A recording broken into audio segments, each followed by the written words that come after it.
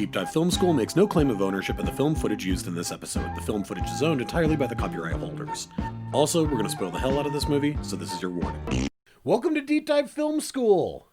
This week we are going to continue our Fincher Fest with 2020's Mank. Let's dive on in.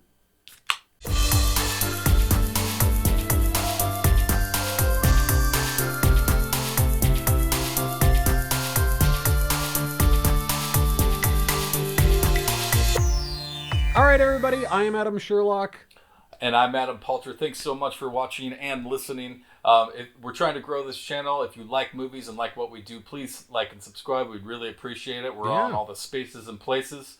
All right, let's get into Fincher's newest movie. The newest movie we've probably done since we resurrected Deep Dive Film School. Yeah, this one he did though was Gone Girl, which was quite a while ago. Yeah, well, he got busy with Mindhunter, a lot of TV. That's true. He did a lot of TV stuff, which do that all day. I'm fine with that. Yeah. House of Cards, like that's really he's been doing a lot of that kind of stuff. But yeah, this was it was really interesting. I don't think until we started talking about doing it, I didn't know what it was about. Like I had heard, really? Well, I had just heard the name Mank, and I didn't know. I just didn't know a lot of this lore. Did you know a lot about this the sort of background lore of this of Mankiewicz and I was unaware of this character.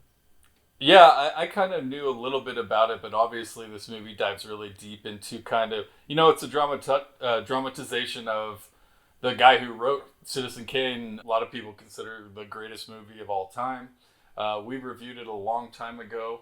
I've gone back and forth on the movie itself, Citizen Kane, because I think it is pretty important to have seen the movie to enjoy Mank and really get a lot of what they're talking about. I agree, definitely. It's kind of hard to imagine someone just popping this on. It is fascinating, and I'm a big lover of movies about movies. Oh, same here.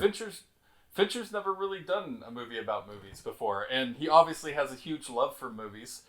He makes old classic 1930s Hollywood look amazing here.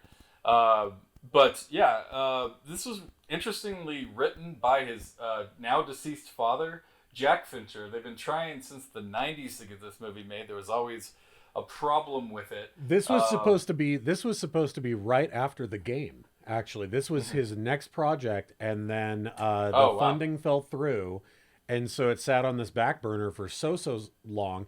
And it's it's sad because his father passed away, I believe, in 2003. Okay. And so it was all about it being black and white. No one wanted to have it be black and white. Right. And I think Fincher always landed on this thing of like, no, this is really important. And I feel like finally, the larger Hollywood establishment understood that, right? Like now to have a movie be done in black and white is not some strange thing. But it is really interesting, I think the risk is probably a lot lower too. You have so much competing shit out there now. Yeah. And Netflix is obviously a prime place for to be featured on something. So the risk is so low, and like, why not try something, I guess? I mean, maybe it's not low when you're putting millions of dollars into it, but it's just like, why not? Like, everything looks like everything else these days. Why not do something new? Well, and he obviously... I was just going to say, comparatively, to go, instead of doing Mank, he did Fight Club. You go, think about when Fight Club came out, and you're like, if he had done Mank then, I'm sure that there were people telling him, look, kid, this is a career killer if you do this right now. Like, nobody gives a shit, right? Like, I could see that being a huge argument for that time and place. I actually think fate stepped in and had him make it at the right time, no doubt. Oh, we're going to talk about that. We're going to talk about that. As much as he wanted to do it, the guy who just did The Game and Seven, making a movie about Citizen Kane, I don't know. I just feel like,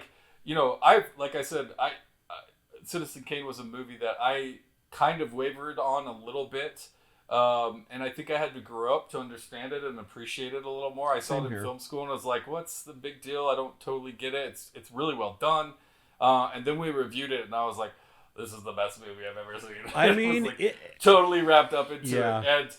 And so I watched it again before I watched Mank here, and I thought that helped a lot. The movie Fincher does an amazing job of making this look like Citizen Kane too. I think that's his biggest probably stamp on this movie because really there's not. I mean, outside of it being immaculate and wonderful, for my director crush. Yes.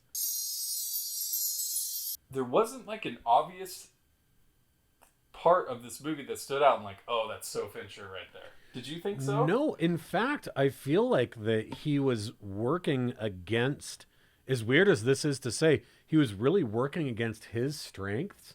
One of Fincher's biggest strengths, and I feel like I've seen it in almost every movie he's done. But the classic example is actually from Seven, which is the small hallway where the camera is kind of set up in the center, and the depth of field is really shallow actually, and you have they're waiting for the results to come back from the fingerprint analysis, and so they're both talking in this very narrow, shallow hallway, and I'm like, that's a really Fincher-esque scene. Like the way that looks feels very much like one of his staples. And here, there's nothing like that, because everything, if anything, the way this movie looked reminded me the most of Roma, where it is characters in the foreground and then a story being told as a tapestry from this like massive depth of field behind them. That is a wonderful comparison I hadn't thought of. I agree. That's really on point. I think the use of practical effects here is really good. The backgrounds look amazing, like you're saying. Just like we discussed in Zodiac, him recreating 1970s San Francisco. I think he does the same thing here with that stuff. So the quality of what he's making here is awesome. But there wasn't a ton that made me like. I think this really was an ode to a great film. I think Orson Welles is the hero that probably Orson Welles himself thinks he is. As far as, I think Orson Welles was a very ambitious guy, very much like Fincher, a guy that got a lot of success early on, very much like Fincher. But he was also really immature. And it was kind of interesting to see how they used the character of Orson Welles in this movie. The guy, Tom Burke, who plays Welles, is awesome. He's amazing. The casting in this movie is outstanding with everyone. My only complaint, and it's not because I hate him as an actor or don't really like it, but if this was made in the 90s, Gary Oldman would have been a perfect person to play. He's a bit old. He's a bit old here. He does an amazing job with it, and it, he's one of our greatest character actors. Oh yeah. So he obviously pulls it off. He'll probably get nominated for Academy Award. There's a moment towards the very end of the film, and it's not supposed to be a punchline, but he goes, "I'm 43," and I'm 43, and I was like, when he said that, I was like, like, oh my god, like I get it was a joke too. I get that being 43 in 1940 is like, it's like dog years. It's very different than nowadays. But I was like, dude, if he's 43, then I'm like 22. Like, there's no way. Like, and I did notice that, knowing, doing a little bit of research before watching the movie, and being like, oh, that feels a little off. Charles Dance as Hearst is a wonderful casting here. I think Amanda Seyfried, who's someone I'm not really a huge fan of, was awesome here. Boy, she is maybe the best part of the film, I would say. She is so incredible. Like, and having seen her do a handful of smaller character pieces in other movies, she always just kind of seemed like, oh yeah, it's that younger actress that's always in kind of ensemble stuff. And here, as one of the main leads, she's perfect. She nails this. Like, it's there's been a lot that has been said about this sort of fast talking 40s dialogue actually being attributed to uncredited punch-ups that Mank did in all these scripts. So that My Girl Friday, this thing that the Coens love, that like fast talking, really witty thing, right? Is like was basically never really getting credit for it, but Mank was apparently the guy. In fact, I don't know if you knew this. I went down a rabbit hole about Mankiewicz, and it's so funny that in this movie, in the Fincher film Mank, Gary Oldman's character at one point is talking shit about Wizard of Oz, right?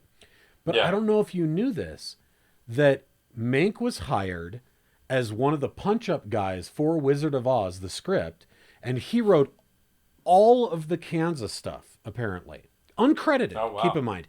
Wrote all the Kansas stuff and then told the producers, hey, to make this more realistic before you get to Oz, you should shoot it all in black and white. Apparently, it's this legend in Hollywood that he never got credit for it, but the black and white to color transition was Mank's idea. Sure.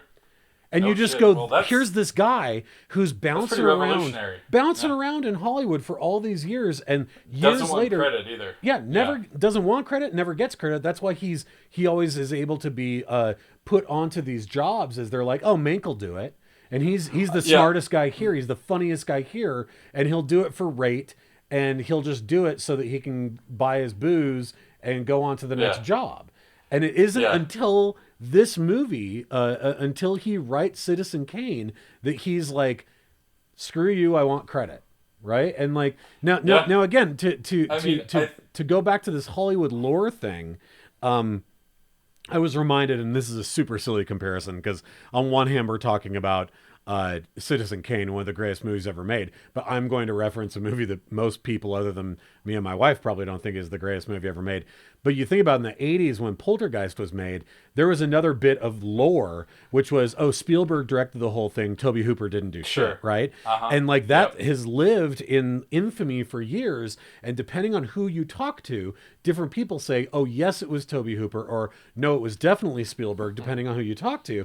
And this is like the brass ring version of that, where it's like, depending on who you talk to, even reading some reviews, there were reviews I read where critics were mad, where they were like, this is just more propaganda from Pauline Kael. Again, go back and watch our review of I'm Thinking About Ending Things if you want to know more about Pauline Kael. But in her book, Raising Cain, where she basically called out and said, look, this was all Mankiewicz. Orson Welles didn't write any of this shit. And different people fell on different sides of that argument. It's a very controversial statement. And yeah, I agree. I think I think whether he wrote it or not, I think it's very interesting that Mank did just bounce around and just needed the money type of thing, and it didn't really care about it, but he was such a natural at what he did. He was, underutilized, I think, for what he could do, because he does have this kind of Bukowski Trumbo type of I thought a lot about Trumbo for sure. And Bukowski's a great comparison. Just like the natural wit flowing out of him, people being like, that's really funny. I like the way you talk, right? But I think the drinking and the gambling and all that stuff, it's kind of a sideshow. It never really is seen too much as a hindrance. I almost feel like he's in control a lot of the time, even in the big scene at the end. He knows exactly what he's doing. Yeah, he's he shows up and he's got that look on his face, and you're like, oh my god, he's going to burn this room to the ground. Well, you could easily fall into the trap of him just being this crazy drunk and it ruining his career, and it never really does. He writes the best movie that he's ever written. He wins an Oscar for it. All this stuff, and it's just kind of a wild ride. But the fact that he is a drunk never really seemed to change like too much of what I thought about him, I guess. A lot of times that can be a very controlling thing when you're watching it, and it was just kind of like a fun idiosyncrasy with him this time. Do you have a favorite scene favorite? I don't mean favorite. I mean like most cringy scene from a movie where the character is like, oh god, they're a drunk, like they're making a complete fool of themselves in this moment. Like you think about Kevin Kline in the Ice Storm, right? Where he's like falls over with the drink, like, and you're like, oh god, what are you doing? I would say there's a scene in A Star Is Born with Bradley Cooper that is probably the most painful, embarrassing thing you've ever seen. Oh, it's bad. I don't want to spoil it because it's a pretty important part of the movie. But it's a bad one, huh? Oh man, you're just like, No, please stop. You know what mine is, and it's been mine since I was a kid, is in the movie Hoosiers. When Dennis Hopper shows up to the basketball game and he's got the ice cream and it's like melting out of the bottom and he's like there to celebrate, but like he's obviously totally wasted and his son is like so embarrassed. I remember from being a little kid, like he tried to do a good thing. He brought ice cream, but he's just like a shitty drunk. And like, it was I wanted to hide behind the couch while that scene was going on. But you're right. Like that never really comes to fruition here, where it's like, even with his, like his wife like puts up with it a lot of, I think one of the underrated thing, this movie is about a bunch of men in a room getting things done, and they have this great team building, like, brainstorm about this retelling of Frankenstein in this elegant way in this opening scene. It's one of my favorites. And they're just all bullshitting. They're just bullshitting with Louis B. Mayer being like, no, you got to come in the room and throw some shit down. But I think the female characters in this movie are completely the secret weapon of this movie. They're just always cleaning up after these men children, right? They are. Mank's wife, poor Sarah, she's a very endearing person. She and the kids are back east or whatever, and like he's obviously not super loyal, or it's like family's not like the number one thing on his checklist. Yeah, we never really see him cheating on her, and she even mentions it sort of in the last act. She has this great moment where she goes, "Great moment. I've put up with your pseudo affairs." Right, which is sort of what he has with Amanda Seyfried's. Where it's just like he's enamored with people. But she has this line, and what she says, it is the most backhanded. It's not a compliment, but it's the most like low grade insult that has got to eat away at you for so long. Where she's like, I stuck around for all this, and I just got to see how it all turns out. And you go, God, dude, that's dark. That's definitely a line that stuck out to me, but I think he deserves it. He totally does. Oh, he totally knows it. But her wit is razor sharp too, right along with his. Like, and it's fun to see them together for sure. Yeah. Yeah, I agree. He puts his foot in his mouth a lot, but it's for the sacrifice of sounding witty, I'm just glad they kind of show that side of him, that idea of him, that he does like think about the things he says, or maybe regrets the things he says. He's not just this person who's trying to manipulate all of the situations. He definitely no, not at all. In fact, it's his authenticity that makes the movie so fascinating, that makes you keep watching, is because he will put his foot in his mouth because that's exactly how he feels in the moment. And then, and it is witty while at the same time maybe screwing himself over. And then the very next breath, he'll acknowledge it and he'll say, well, I guess that was really petty, but we're going to keep moving on. Right. And you go, how could you not like this guy? Like, he's just willing to keep one-upping himself because he knows he's the smartest person in the room, and that's part of what makes him so angry and prickly. And I love that about him.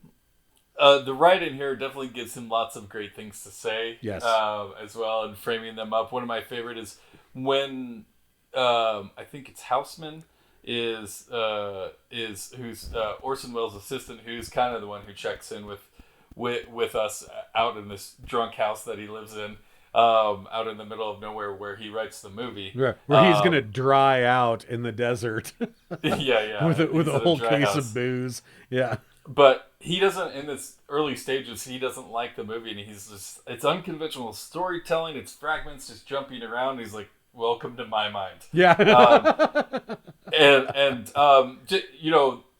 This guy just keeps saying, he's like, you're asking a lot out of this audience. It's obviously brilliant, but like, a lot. And he, in this line, you cannot capture a man's life in 2 hours. You can only leave an impression of one.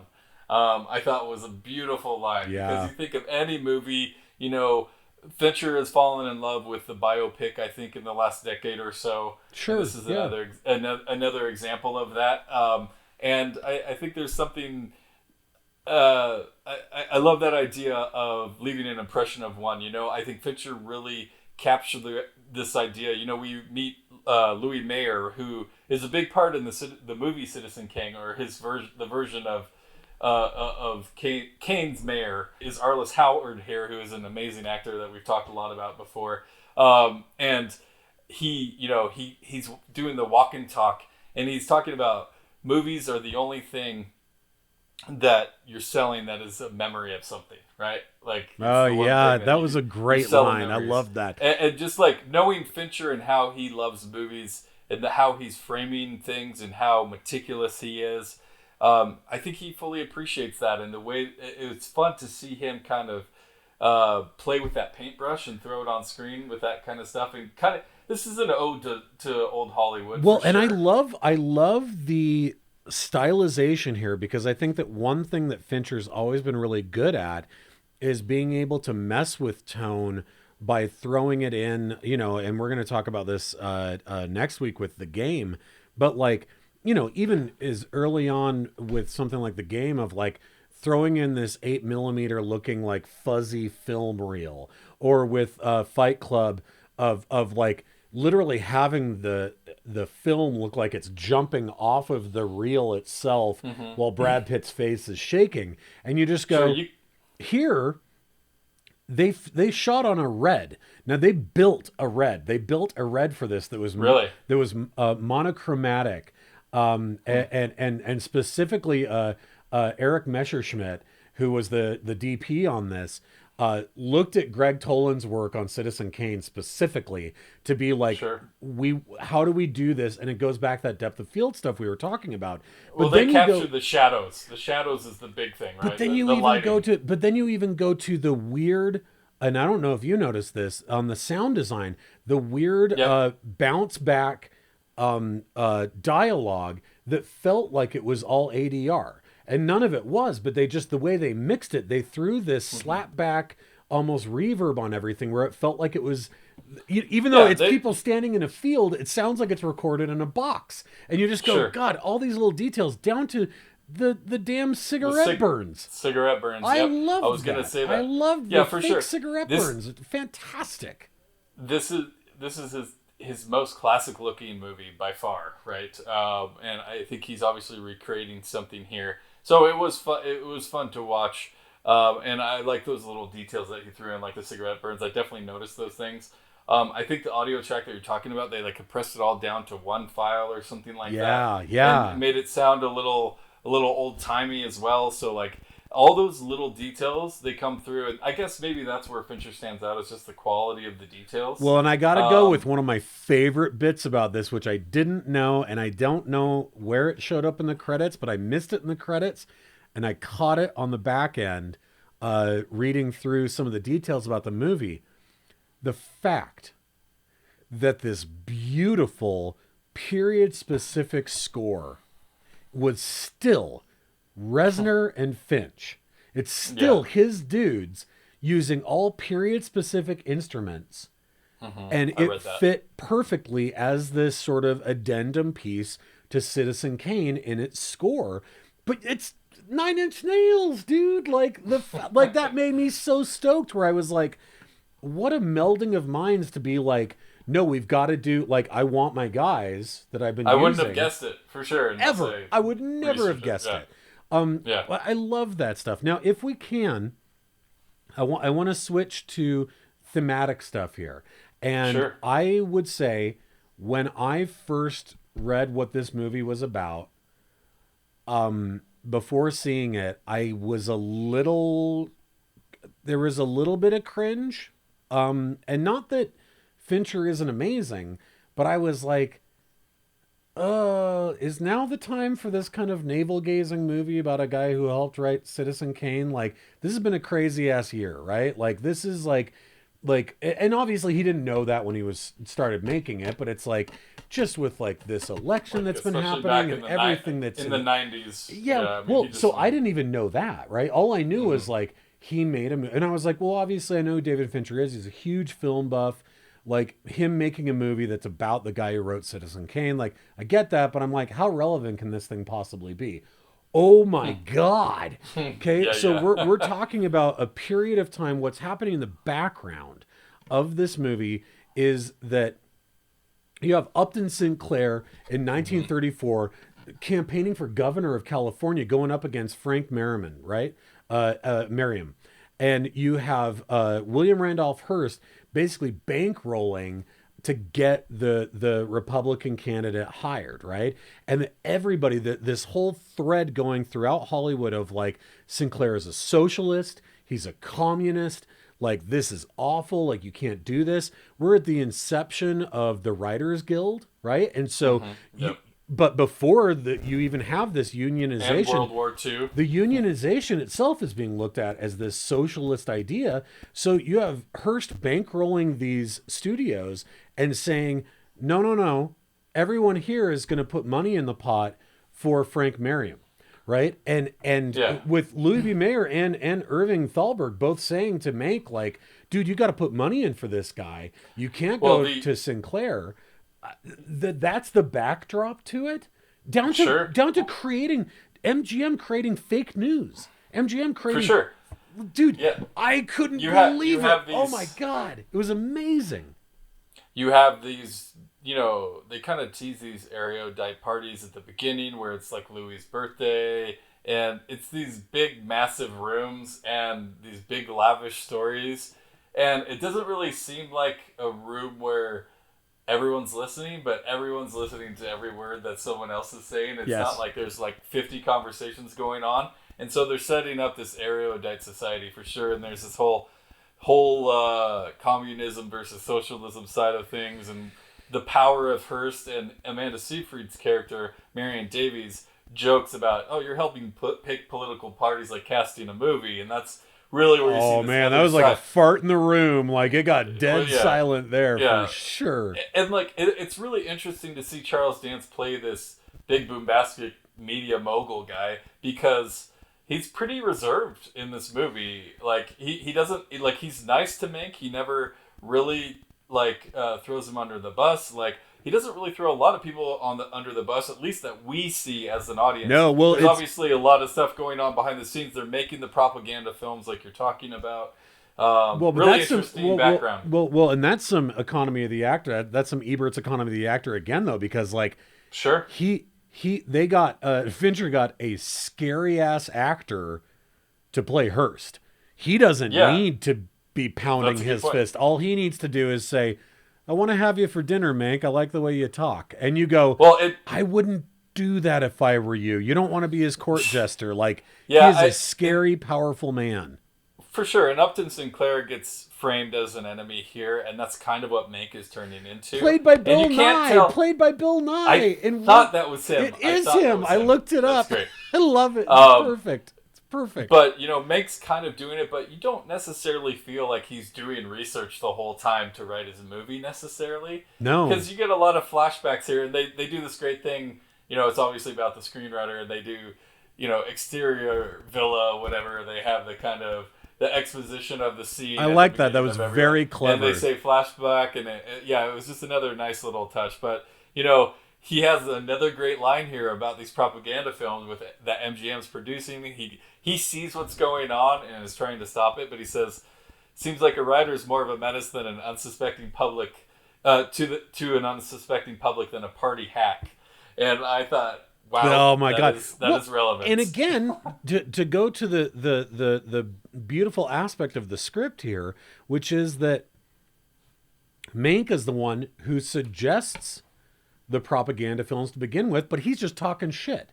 He's like, you really need all the writers to line up for the Republican candidate. You guys can make people believe that King Kong is 50 stories tall, but you can't make them believe that Upton Sinclair is a threat. And then he leaves, and then later Shelley is the one his buddy Shelley is the one who's directing the films. And this line to me is the one I wrote down that just like, when they're talking basically about the fake news, right? The fake news reels. And Shelley says to him, well, hell, man, like, you don't think anyone old enough to vote's actually going to buy this shit, do you? And I'm like, oh my God, that is, and all I can hope is that Fincher's dad is the one who wrote that Sure. 20 years before it became the most relevant line humanly possible. Like, oh my God, like this is insane. Like how relevant this movie is now. I just was, and I will say this as a caveat, because last week I got my diaper completely full over what I thought were inaccuracies about the Facebook movie. So I will say this.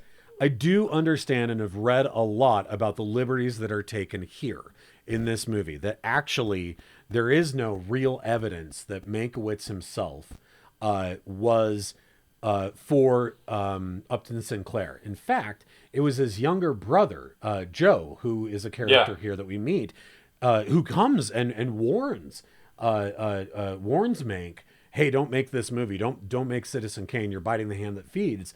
It was actually Joe, apparently, through some of the research I did, who was way more had a socialist bent and really kind of screwed up his career by speaking out about Upton Sinclair and speaking out about the Hearst family. He starts getting blackballed for sure. For sure. But I would just say, like, that's a factual inaccuracy. The difference here, I feel like, is that leaning into things that may or may not be true made for a more well-rounded story. I feel like what Fincher was trying to say, that he used the sort of biopic, even though it's not really a biopic, it's what you said when we reviewed Zodiac, which is Fincher loves to tell stories about the creation of something. I that your sentiment kept echoing through my head while I was watching this, where I was like, oh my God, then this is prime Fincher territory. Sure. But I like that he maybe took some of those cinematic liberties to tell kind of his version of it's his version of High Noon, man.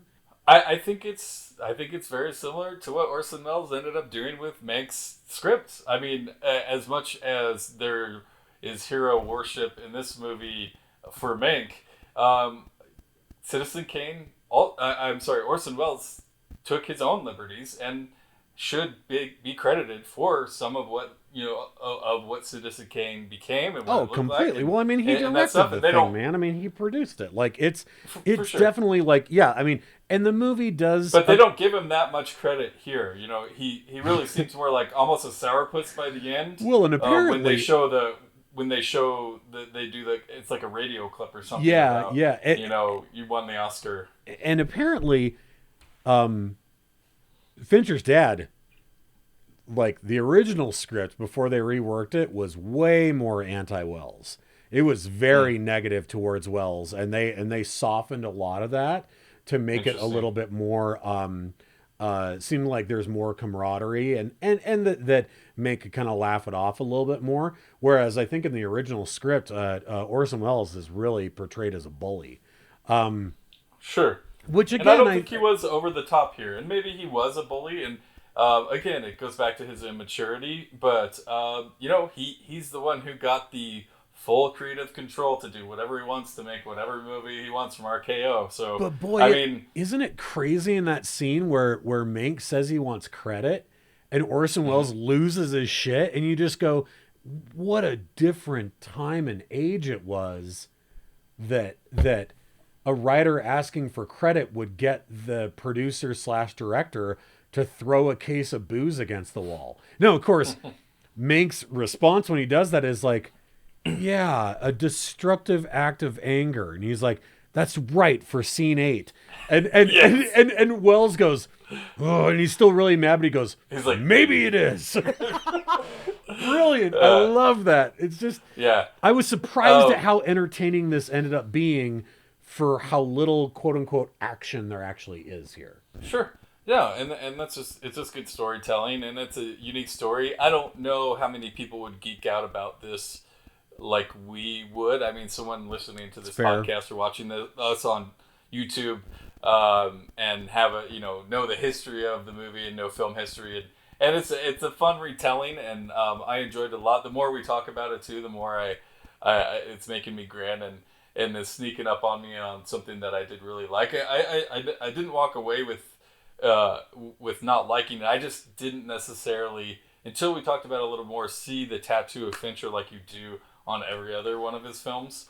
I can see it. I found myself starting off really reluctant with this. Like the first 15 minutes, I was like, what's this going to be?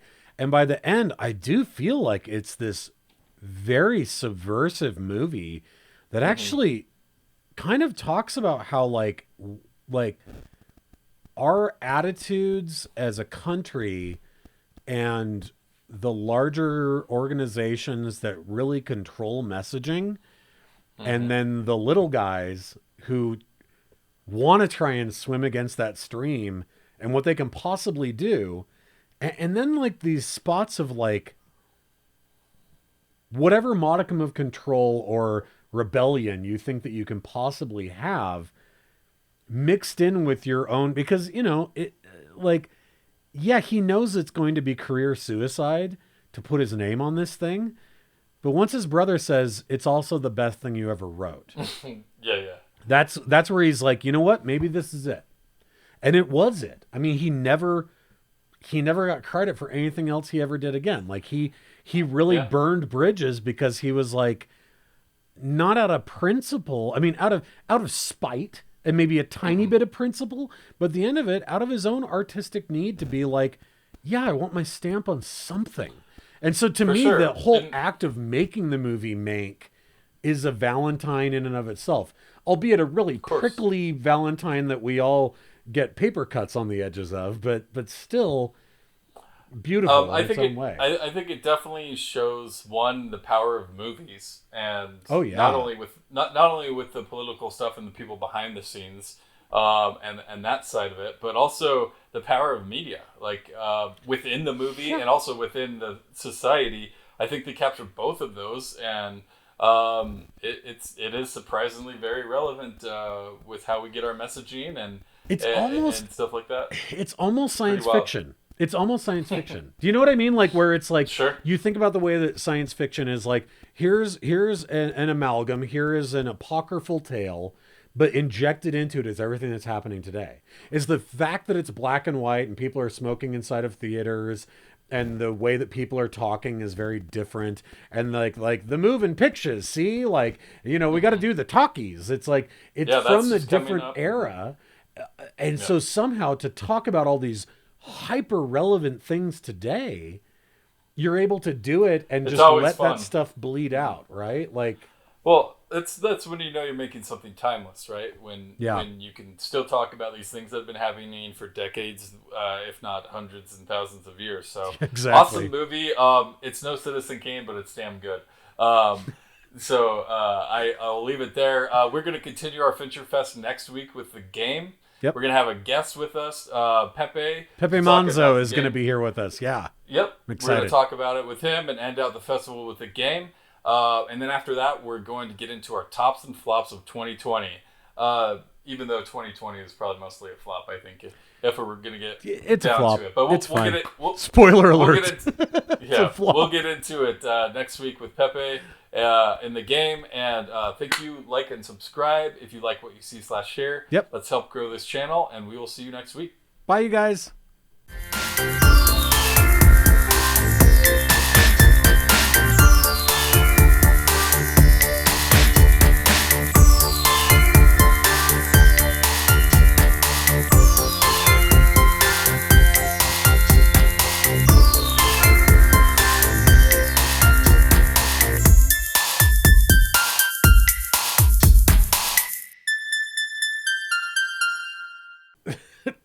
God bless my wife. So we were sitting out on the porch chatting about Christmas gifts for people. And I was like, we were talking about somebody and we were like, I was like, you know, it'd be funny is to get that person a cheese of the month club. And so we were like, yeah, let's look at one of the local ones. And so we looked up like a local bougie, you know, cheese thing. Mm-hmm. And it was like, for, you know, like an annual subscription is like $70. And we were like, that's great. So we started looking into it, and she was like getting ready to buy it. And then she's like, hold on. Did a little more research. It's $70 a month. Oh. And that is bougie. I was like, Oh, I love cheese, but not that much. I know, same here. I was like, I'm glad you looked into it. And we were walking inside, and she was all, Abby was all, bah, about it. And she was like, for $70 a month, when you're done eating that cheese, it should suck your dick. Which is, that's my wife, ladies and gentlemen. She's not wrong. That's a car payment for some fucking people. Right? Yeah. That's like, dude, that's more than my health insurance. Yeah. Okay. And you're going to need it with all that cheese. I know. You're not wrong. You're not wrong at all.